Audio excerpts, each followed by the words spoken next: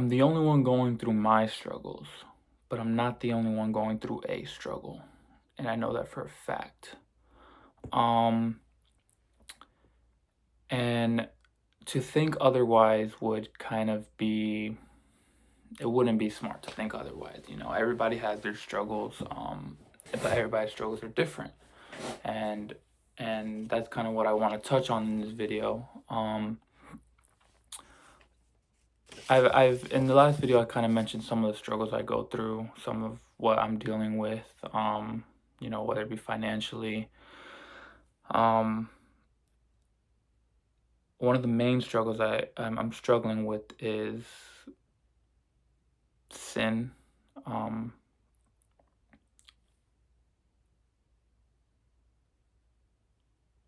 lust mainly, as well as, I mean, yeah, just lust mainly. And I was talking about last video how you know trying to stick on this path of semen retention, and when on this path, I know for me I'm dealing with so much temptation. And whether that temptation come in my everyday life or even in dreams, to be completely vulnerable here, on this path that I'm on right now, I've had nocturnal emissions, and really discouraging, to say the least, when it did happen. But I tried my best to not dwell on that and just to move forward and have stick to the saying, keep in mind the saying of every day is day one. Because if every day is day one, it kind of relieves some stress, some pressure off of your shoulders. Because a big thing with semen retention that I've read is how 100-day streak, this many day streak. But if I always have that in my mind, it's like, okay, dang, I'm on 99 days today. One more day, I gotta get on 100, this and that. But if every day is day one, that kind of pressure is gone. So it's just like, and in my case, it makes it easier for me, um, in the sense of, okay, today's day one. I just gotta get through today. I just gotta get through today, and tomorrow, same thing. And yeah, so in my experience, that has been something kind of helping me get through it. But yeah, temptation is just it's just around every corner. And I'm literally, even if I don't have a nocturnal emission, wet dreams, what people call, like, my dreams are filled with so much temptation. Whether it be beautiful women. I'm also like trying to refrain from smoking, which I've smoking weed mainly, and drinking, just indulging in those substances. Um, it will be filled with that, and it's like I'll wake up and it's like, holy cow, this is harder than I thought. Because in my life, like in my actual life, when it comes to substances, I don't have a lot of temptations, thankfully. Um, but in my dreams, they're there so much. I remember I had a dream where I smoked, and even in my dream, I was feeling bad. I was like, dang, like, I know I wasn't supposed to be doing this. I woke up with the feeling that, like, I did, and almost felt guilty in a way. But I know it was just a dream and whatnot. So, but then again, I can't dwell on that. Just move forward. It happened. It happened. And going back to that nocturnal emission, when that happened, it's almost like I just wanted to go down the slippery slope for that. Um, it felt like I was about to go down a slippery slope with that, because I was like, okay, I've already streak ended. If I was thinking that way, streak ended, let me just go do this. You know what I mean? Let me just go indulge in this. And then I'm like, you know what? Let me just go buy some weed and smoke, start over everything. And I'm glad to say I had enough willpower within myself to not indulge and not go down that path again and just accept that it happened and move forward. Um, Again, that was in my eyes the best thing I could have done. And I'm so glad that I was able to do that. Um, but what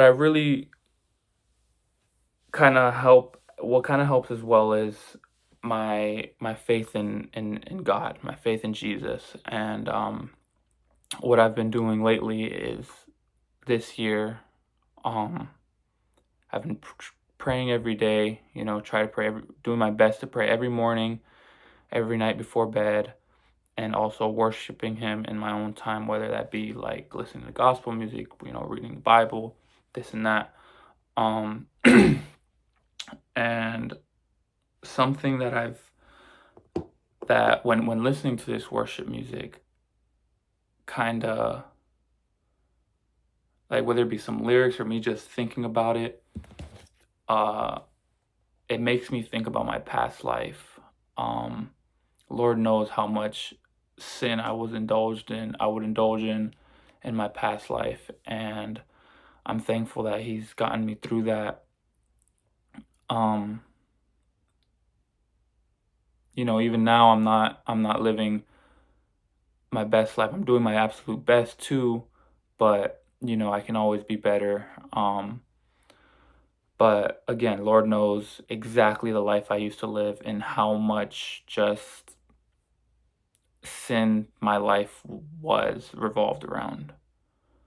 And going back to just talking about my past life, there's a Bible verse that I like to think about, and it says, it's Ephesians 4:22, verse 22 through 24, and it says, that ye put off concerning the former conversation the old man, which is corrupt according to the deceitful lust, and be renewed in the spirit of your mind, and that ye that put on the new man, which after God is created in righteousness and true holiness. And I truly believe I'm applying that, and this would bring me to the last verse, and that ye put on the new man, which after God is created in righteousness and true holiness. That would is kind of where I'm at right now, trying to live that righteous and holy life.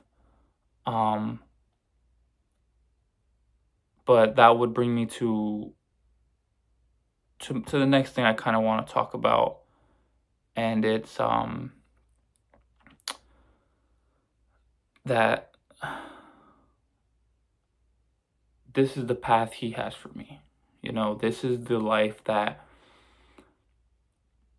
He has set out for me, and all this troubles and tribulations and just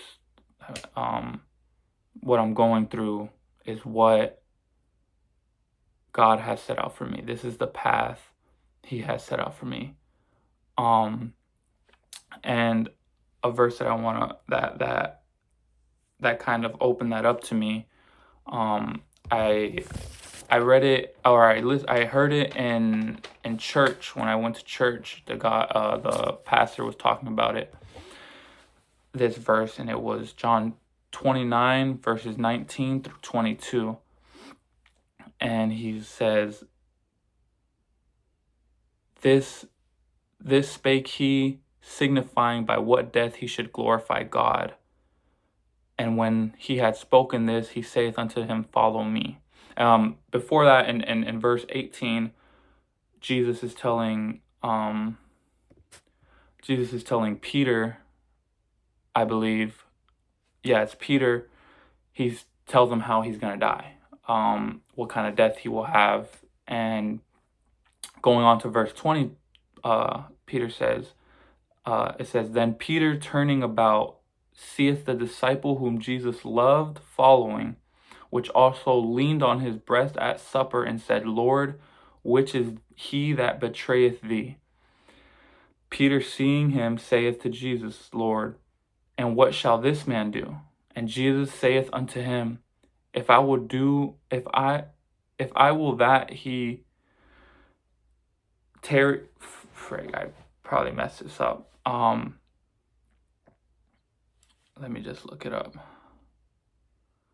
It says, no, yeah, that's what it says. It says, Jesus saith unto him, if I will that he tarry till I come, what is that to thee? Follow thou me. And what Jesus is saying here to Peter is, well, Peter was asking, what about the guy that's going to forsake you? Talking about Judas, I believe. And basically Jesus is saying, whatever I want to do to him, whatever I have set out for him, what is that to you? You just follow me. And I think that's a good way to go about, at least that's what I've been applying, is like, I would see somebody living this life or doing this, said things, and I'm like, and almost in my head, I'm like, Peter, I'm like, Jesus, what about these people? And I turn to this, and he's like, whatever I'm doing to them, like, let that be. What is it to you? Follow me. You follow me. And and that would bring me to just focus on what Jesus has for you. Focus on your path that Jesus has for you. Focus on your race. And I use the word race because this there's these verses before I get to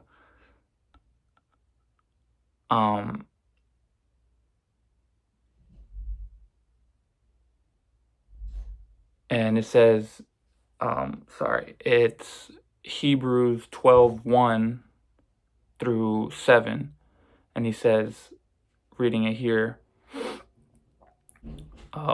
wherefore, seeing we are also compassed about with so a great cloud of witnesses, let us lay aside every weight and the sin which doeth so easily beset us, and let us run with patience the race that is set before us. And I like where it says, let us just lay aside every weight and the sin which doth so easily beset us. And elaborating on that is, let every sin go, let every burden go, anxiety, the shame that you go through during your race, kind of just drop it and let us run with patience the race that is set before us. And I think that's very important. That's only literally in the first verse, but I believe that's truly important.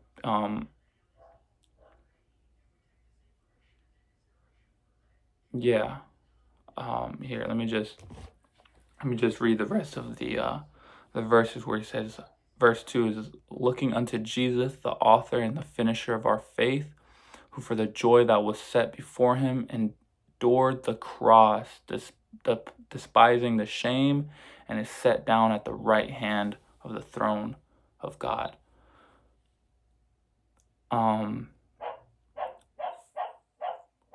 Freaking dogs barking. For consider him that endured such contradiction of sinners against himself, lest ye be wearied and faint in your minds. In other words, everything that Jesus went through for us, where it says, who for the joy that was set before him endured the cross, despising the shame, and is now set down at the right hand of the throne of God.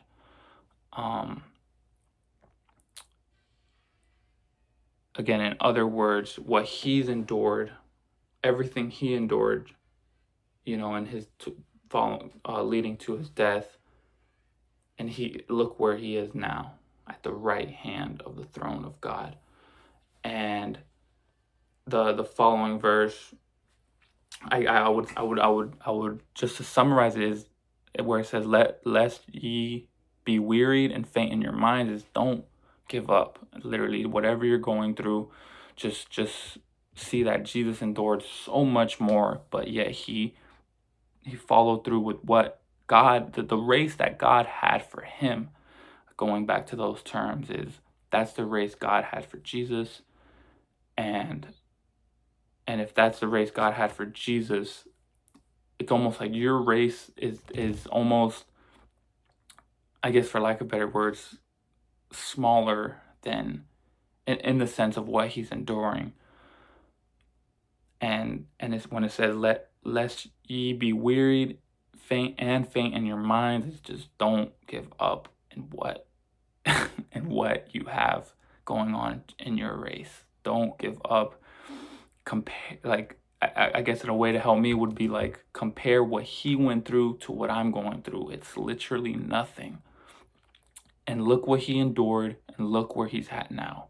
And look what you can endure, because he would not give you anything you could not endure.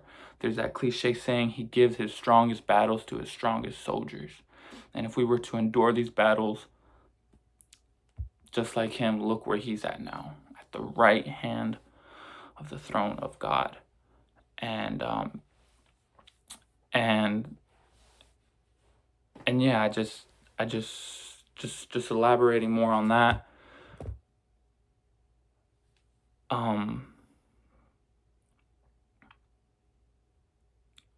Yeah, man, in the gist of it, just don't give up. Whatever you're going through, don't give up. Like, these things shall pass, and these troubles you're going through they're temporary. They're temporary, and even just, I mean, I can assure you, looking at them now, is they look so grand, and me being guilty of that is just so fixated on what is going on right now, and almost not seeing the bigger picture. To continue here, it says, ye have not resisted unto blood, striving against sin, and ye have forgotten that exhortation which speaketh unto you as children, my son. Despise not thou the chastening of the Lord, nor faint when thou art rebuked of him. For whom the Lord loveth, he chasteneth, and scourgeth every son whom he receiveth. If ye endure chastening, God dealeth with you as with sons. For what son is he whom the Father chasteneth not? And that was kind of just going on what I was saying on talking about he gives his strongest battles to his strongest soldiers. And in other words, I remember I read this in another translation. This is the King James version I'm reading. It's basically saying, like, he disciplines you as one of his sons. If he didn't discipline you, you basically weren't one of his sons, because it says here, in the last verse, if ye endure chastening, God dealeth with you as with sons. In other words, if you're dealing with discipline, God is disciplining you as one of his sons. For what son is he whom the Father chasteneth not? What son, in other words, what kind of son is it if the Father does not discipline you?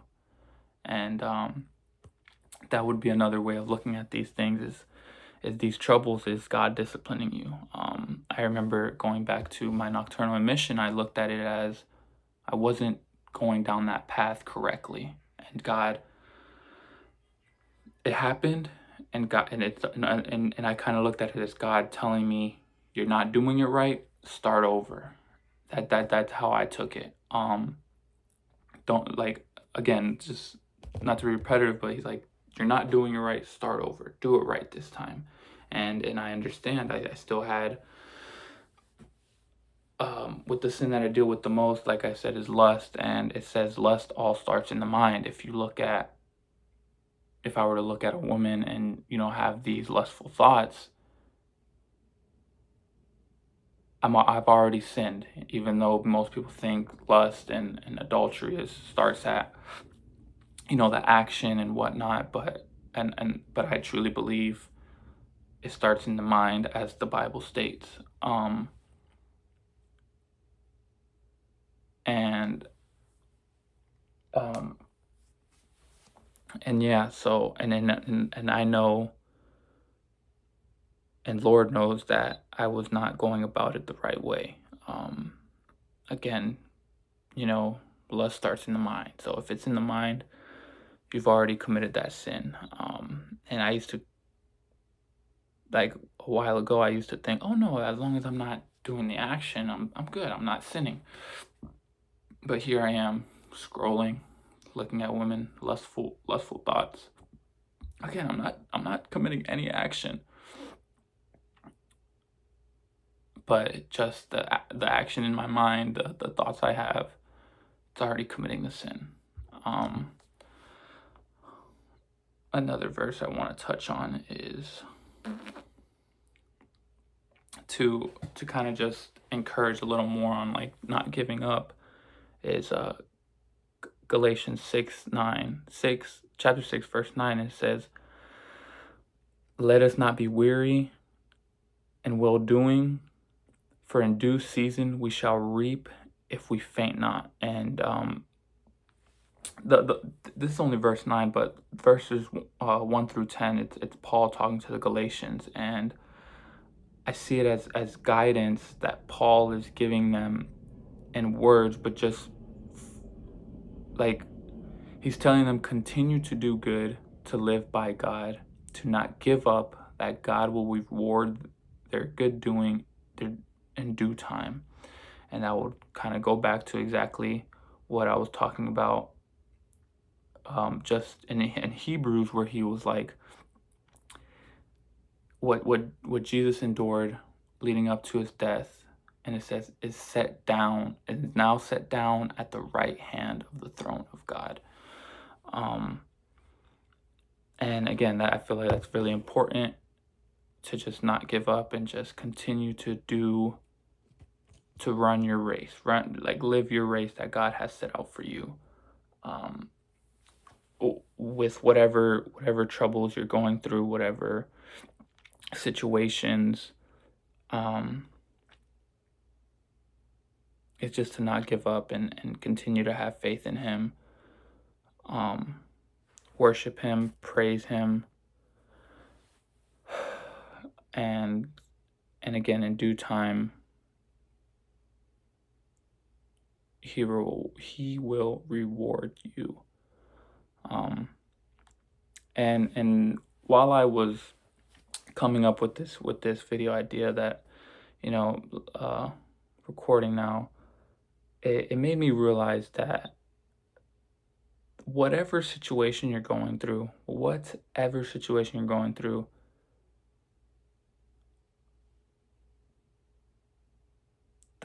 the Bible has the answers for it, whatever situation. And I truly believe that. I've not been in every situation, but a lot of the situations I have been, I was able to turn to the Bible, and it was able to guide me through whatever I was going through. And again, I believe that it's important to read the Bible because of that. Again, whatever situation, I believe the Bible has the answers to it. Or at least words of encouragement in the slightest to get you through those situations.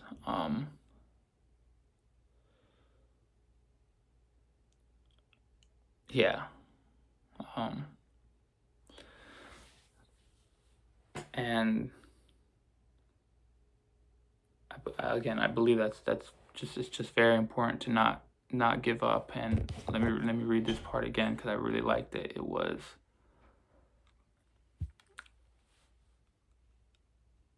lest ye be wearied and faint in your minds.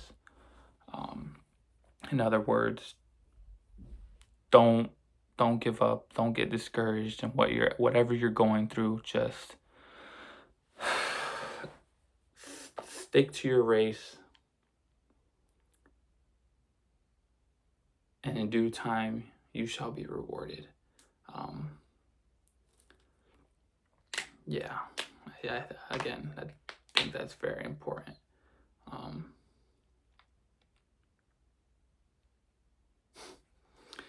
Yeah, I guess that's the main thing I want to touch on in this video, is just don't give up. Whatever you're going through, don't give up.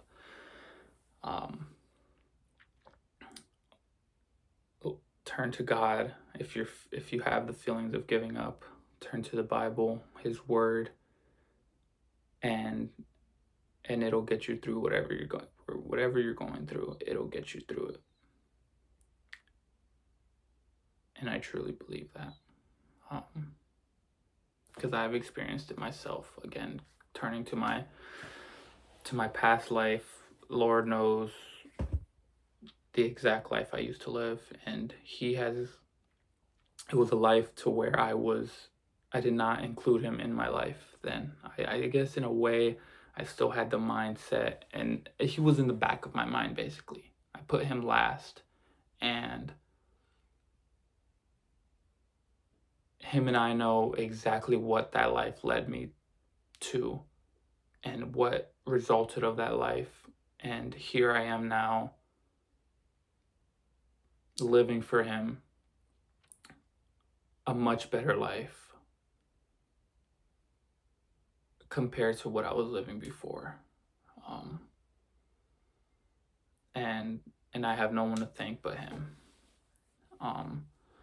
I thank Him for allowing me to leave that life behind and live for Him now. And that's all I want to do now. Just live for Him. And yeah.